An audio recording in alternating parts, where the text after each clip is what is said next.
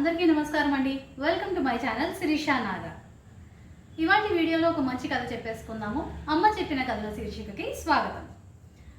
అయితే మనం ఈ నీతి కథ చెప్పుకోబోయే ముందు మీకు ఈ వీడియో ఎక్కడ నచ్చితే అక్కడ లైక్ చేయడం మాత్రం మర్చిపోకండి. అలాగే మీకు ఈ కంటెంట్ నచ్చితే వేరే వాళ్ళకి తెలిసిన వాళ్ళందరికీ కూడా షేర్ చేయండి. ఇప్పటిదాకా సబ్స్క్రైబ్ చేసుకోకపోతే please do subscribe to my channel. ఇప్పటిదాకా సబ్స్క్రైబ్ చేసుకున్న వాళ్ళందరికీ థ్యాంక్ యూ వెరీ మచ్. కథలోకి వెళ్ళిపోదామండి.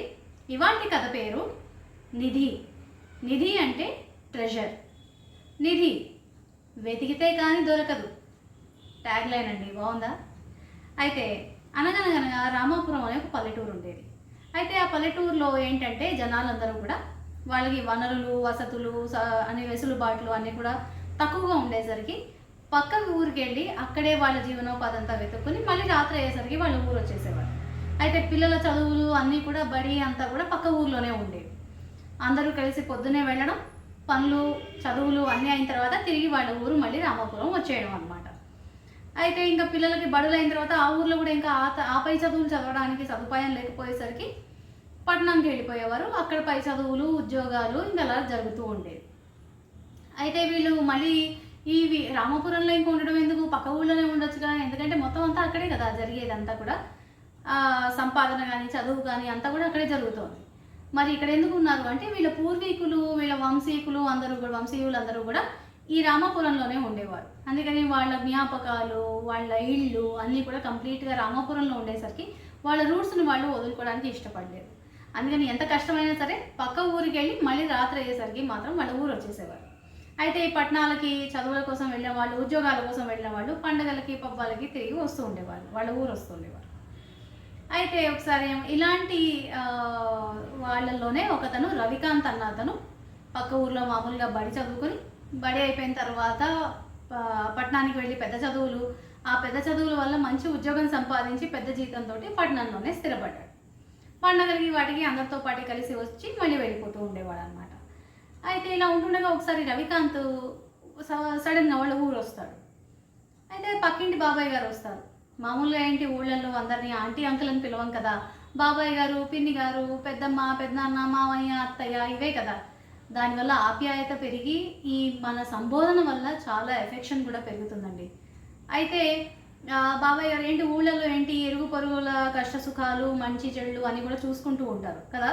వాళ్ళు మనం అరే ఇంటర్ఫియర్ అవ్వకూడదు అని చెప్పి దూరంగా ఉండరు మామూలుగా పట్టణాల్లో వాళ్ళలాగా. అందుకని చెప్పి బాబాయ్ గారు వచ్చి పక్కింటి బాబాయ్ గారు, ఏంట్రా రవి, పండగ లేదు పబ్బం లేదు, ఇలా వచ్చావేమిటి అని అడుగుతాడు.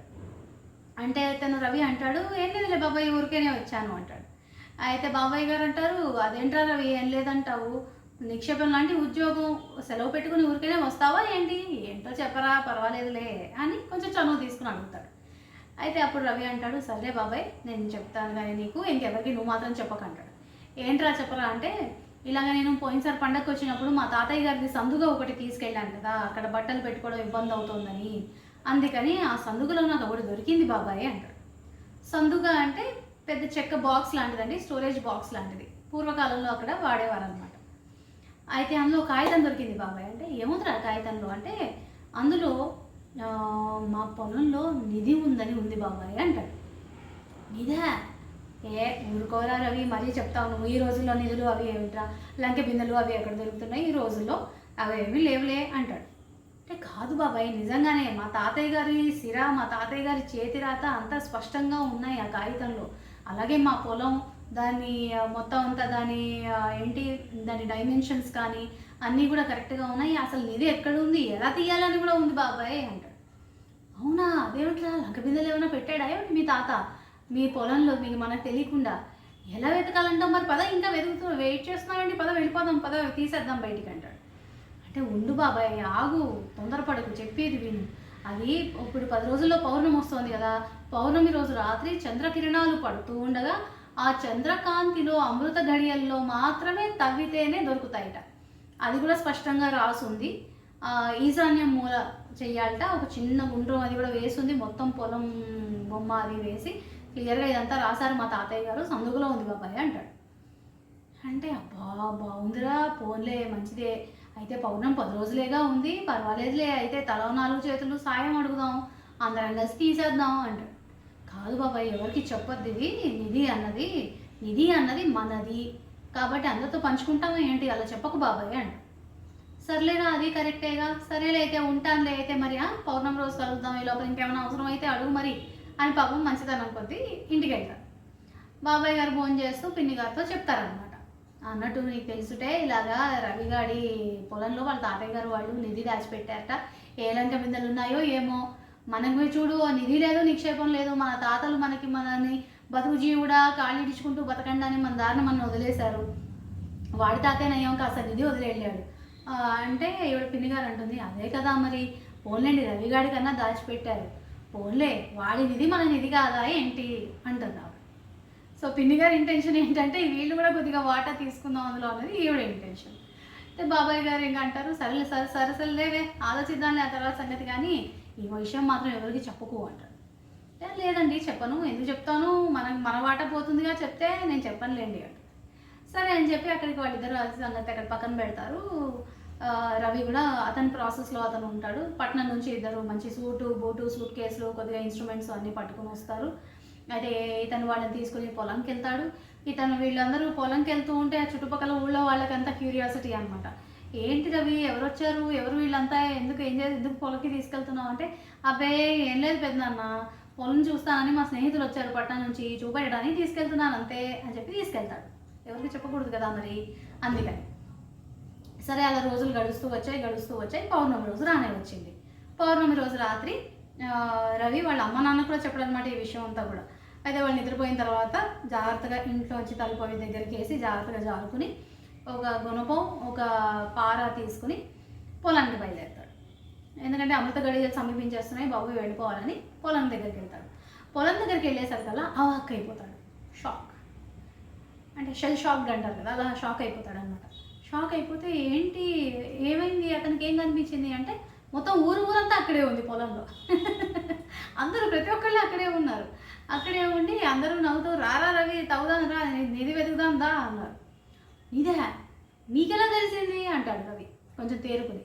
అంటే ఉంది ఇదిగో ఈవిడ చెప్పారంటే అదిగో ఆవిడ చెప్పారనుకుంటూ మొత్తానికి అందరికి తీరా తెలిసింది ఏంటంటే, మన పిన్ని గారు ఉన్నారు కదా, ఆవిడ పక్కింటి వెంకయ్యమ్మ గారికి చెప్పారు, ఈ వెంకయ్యమ్మ గారు వెళ్ళి ఎదురింటి పొలమ్మ గారికి చెప్పారు, అలా మొత్తం ఊరంతా తెలిసిపోయింది. అందుకని రవిని అడిగితే ఏమి మూమెంట్ ఉన్నా సరే కంప్లీట్గా రవి మీదే వీళ్ళు ఫోకస్ పెట్టి ఉంచారనమాట, నీది ఎక్కడైనా దొరికిపోతుందేమో ఎలాగా అని చెప్పి. సో ప్రతి కదలికని వాళ్ళు మానిటర్ చేస్తూ ఉన్నారు రవిని. అందుకే వాళ్ళు పట్నం నుంచి వచ్చినా కూడా ఎవరు వీళ్ళు ఏంటి వీళ్ళు అని అడిగారనమాట, అడిగి తెలుసుకున్నారు. అయితే సరే ఇంకా రవి చేసేదేం లేక, సరే నేను తవ్వుతాలేండి అంటే, అదేంట్రా తలో చెయ్యి వేస్తానులే అంటారు వాళ్ళు. అంటే తలో చెయ్యి వేసి మళ్ళీ నన్ను ఇబ్బంది పెట్టద్దు మీరు, నేనే తవ్వుతానంట. ఏముందిరా తలో చెయ్యి వేస్తాం, మాకు తలో ఒక షేరు ఇవ్వు అంటారు. అంటే ఏంటి, నిధేమో నాది, పొలం నాది, మా తాత నా కోసం నిధి దాచిపెడితే మీ అందరికీ నేను ఎందుకు పంచాలి అంటాడు రవి. అంటే సరేలేరా కోపం తెచ్చుకోకలేరా, ఏదో కాస్త వాటా ఇద్దు కానీ లే అంటారు అందరు. రవి అంటాడు, అలా ఏం కుదరదు, మనం ముందరే మాట్లాడుకుందాం, వాటా ఇస్తాను, కానీ ఏంటంటే నిధి నాది కాబట్టి 75% వాటా నాది, మిగతా 25%లో నాతో పాటు చివరి దాకా నిధి దొరికే వరకు ఎవరు ఉంటారో వాళ్ళకి మాత్రమే ఇస్తా అంటాడు. అంటే ఓ సరే అయితే ఓకే, ఎంత వచ్చినా వచ్చినట్టే కదా అని వాళ్ళందరూ ఒప్పుకుంటారు. అందరూ గబగబా పంచలేక గట్టి నడువులు బిగించి అలాగే పారలు అన్నీ తీసుకొచ్చి ఇంకా తవ్వడం మొదలెడతారు. అక్కడ కరెక్ట్గా చంద్రకాంతి అక్కడ ఈశాన్య మూల పడుతూ ఉంటుంది అనమాట, చంద్రకిరణాలు అలా పడుతూ ఉంటాయి. అక్కడ వీళ్ళు అమృత గడియల్లో తవ్వడం మొదలెడతారు. సరే 2-3 గంటలు అవుతుంది, అందరూ చెమట్లు కక్కిస్తూ ఉంటారు. అయ్యేసరికి ఇతను ఇంకా సగం మంది అంటారు, ఒరే రవి ఇక్కడ నిధి లేదు, లంక బిందె లేదు, ఏమీ లేదురా, ఆ కాగితం ఏదో నేను మోసం చేయడానికి ఎవరో పడేసి ఉంటారు, ఇదంతా నడిచే పని కాదురా బాబు, మాకు పొద్దున్నే పనులు ఉన్నాయి అని చెప్పి సగం మంది ఇంటికి వెళ్ళిపోతారు. సరే అని చెప్పి మిగతా సగం మంది తవ్వుతూ ఉంటారు రవితో పాటు. అయితే ఇంకో 2-3 గంటలు అవుతుంది. ఇంకో 2-3 గంటలు అయ్యేసరికి తెల్లవారుజామున 3 అలా అవుతుందన్నమాట. అయ్యేసరికి ఇంకో సగం మంది, బాబాయ్ వద్దురా నువ్వు వద్దు, నేను నిధి వద్దురా బాబు, మేము ఇంటికి పోతున్నాం, ఇంకా మా వల్ల కాదని చెప్పి వాళ్ళ ఇంటికి వెళ్ళిపోతారు.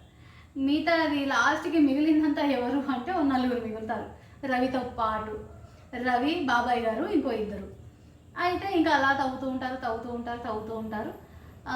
తవ్వుతూ ఉండేసరికి కాళ్ళకి తడిగా తగ్గుతుంది బాబాయ్ గారికి. తడి తడిగా తగిలేసరికి అరే రవి ఏంటో తడి తడిగా తగులుతోందిరా అని చెప్పి గబగబా ఇంకా తవ్వేసరికి నీళ్లు ఊరడం మొదలెడతాయి. నీళ్లు ఊరడం మొదలెడుతుంటే బాబాయ్ గారు అంటారు, ఒరే రవి మనం మోసపోయానురా, అక్కడ నిధి లేదు నిక్షేపం లేదు, చూడు అంతా నీళ్ళే వస్తున్నాయి అంతే.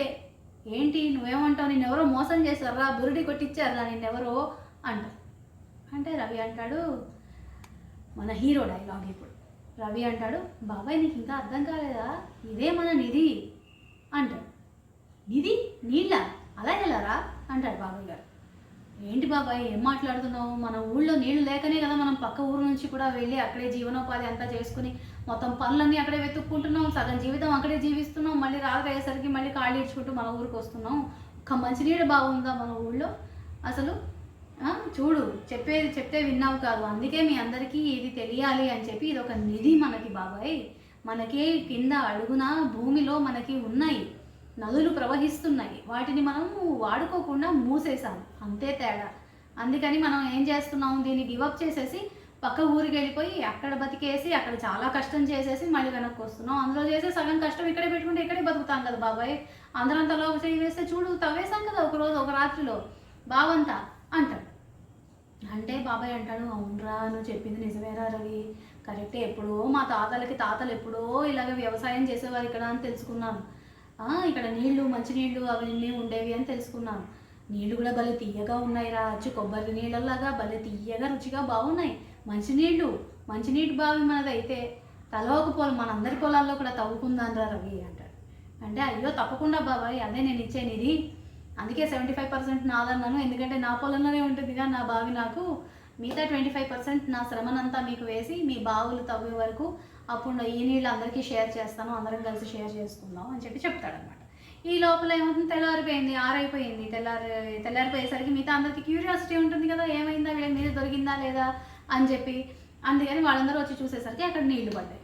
నీళ్లు ఉబుకు అంటూ ఊరిపోతున్నాయి అన్నమాట. బొళ్ళకని బబుల్స్ వస్తూ ఊరిపోతాయి కదా, అలా ఊరిపోతున్నాయి. వాళ్ళందరూ గబగబా ఆఫ్ కోర్స్ పైకి వచ్చేసారనుకోండి, తాళ్ళు అవి వేసుకుని అనేసరికి అందరూ ఆశ్చర్యపోతారు, మన ఊళ్ళో బావా మంచినీళ్ళ అది కూడా అని చెప్పి ఆశ్చర్యపోతే ఇంకా అప్పుడు రవి వాళ్ళందరినీ కూర్చోబెట్టి మనం అందరం ఇప్పటి నుంచి మన ఊళ్ళోనే వ్యవసాయం చేసుకుంటున్నాము, అక్కడ పెట్టే శ్రమలో మనం కష్టపడే దాంట్లో సగం పెడితే ఇక్కడ మనం హాయిగా సుఖంగా జీవించవచ్చు, 4 డబ్బులు వెనక కూడా వేసుకోవచ్చు, దీంతో మనకి మంచి సంపాదన వస్తుంది. అది కూడా మనం ఏం చేద్దామంటే ఈ ఎరువులు అవి మనం వాడద్దు, దాంతో భూమాత కలుషితం అయిపోతుంది, కాబట్టి మనం సేంద్రియ వ్యవసాయం చేద్దాం, ఆవుల్ని కొనుక్కుందాం, ఆవుల్ని కొనుక్కుని వాటి ఆవు పేడతోటి అలాగే గోమూత్రంతో మనము ఇలాగ ఆర్గానిక్ ఫార్మింగ్ చేద్దాం, జీవామృతం తయారు చేసుకుని దాంతో చేస్తే మనకి భూమాత కూడా సంతోషించి మనకి రెట్టింపు ఫలితాలను ఇస్తుంది వెనక్కి. కాబట్టి మనం ఇలా చేద్దామని చెప్తే అందరూ చప్పట్లు కొట్టేసి తెగమెచ్చేసుకుని ఇంకా రవిని అసలు ఆకాశానికి ఎత్తేస్తారనమాట, ఊరంతా ఊరేగిస్తారు. తర్వాత ఊరేగిస్తే ఇంకప్పుడు అందరూ సుఖంగా సంతోషంగా ఉండి బాగా వృద్ధిలోకి వస్తారు.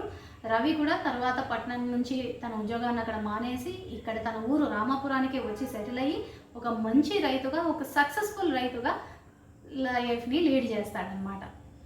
సో ఇందులో మనం నేర్చుకున్న నీతి ఏంటంటే, ఫస్ట్ థింగ్ ఏంటి అంటే టార్చ్ బేరర్. ఎక్కడో అక్కడ ఒక టార్చ్ బేరర్ ఉండాలి, ఎవరో ఒకరు టార్చ్ పట్టుకుని ముందుకు పరిగెత్తాలి కదా. ఒలింపిక్స్లో అయినా కానీ ఫస్ట్ టార్చే వెళ్తుంది, రేసులు డైరెక్ట్గా స్టార్ట్ అయిపోవు కదా. ఆ టార్చ్ బేరర్ ఎవరు అన్నది క్వశ్చన్ మార్క్. ఎవరో ఒకళ్ళు వస్తారులే మనకి ఎందుకు అని వెనక్కుంటే అలాగే వెనక్కి ఉండిపోతాం. లేదు, I want to be that torch bearer అని మనం ఒక స్టెప్ ముందుకేసి మనం తీసుకుని ఆ లీడ్ తీసుకుని పక్క వాళ్ళని మోటివేట్ చేస్తే అప్పుడు మనతో పాటు పక్క వాళ్ళు కూడా బాగుపడతారు. అది సక్సెస్ ఆఫ్ ఫెయిల్యూర్ అనేది తర్వాత సంగతి, ఫస్ట్ స్టెప్ అయితే వేయాలి కదా ముందుకి. అండ్ సెకండ్ మోరల్ వచ్చేసి పర్సెవరెన్స్, స్ట్రాంగ్ డిటర్మినేషన్. ఇప్పుడు చూడండి, అది నిధి తవ్వేటప్పుడు నిధి కోసం అందరూ అత్యాశకు పోయి తవ్వడానికి అందరూ వచ్చారు, కానీ సగం మంది మధ్యలో వెళ్ళిపోయారు, ఇంకో సగం మంది మధ్యలో వెళ్ళిపోయారు, అంటే 3/4 గివప్ చేసి వెళ్ళిపోయారు. ఆ 1/4 ఎవరైతే ఉన్నారో వాళ్ళకి నిధి దొరికింది, అంతే కదా. కాబట్టి పర్సెవరెన్స్, మనము కష్టే ఫలితం వింటూనే ఉంటామండి, కష్టపడితే ఫలితం వస్తుంది, కానీ ఆ కష్టం ఎక్కడ పడాలి, ఎలా పడాలి, ఎంత పడాలి అన్న దాన్ని బట్టి మన ఫలితం డిపెండ్ అయి ఉంటుంది అనమాట. ఇవే అండి వాటి నీతి కదా. మీకు నచ్చితే తప్పకుండా లైక్ చేయండి, అలాగే ఛానల్కి సబ్స్క్రైబ్ చేసుకోండి. మరి మీలో ఎంతమంది టార్చ్ బేరర్స్ అవుతున్నారో కామెంట్ చేయండి. బాయ్.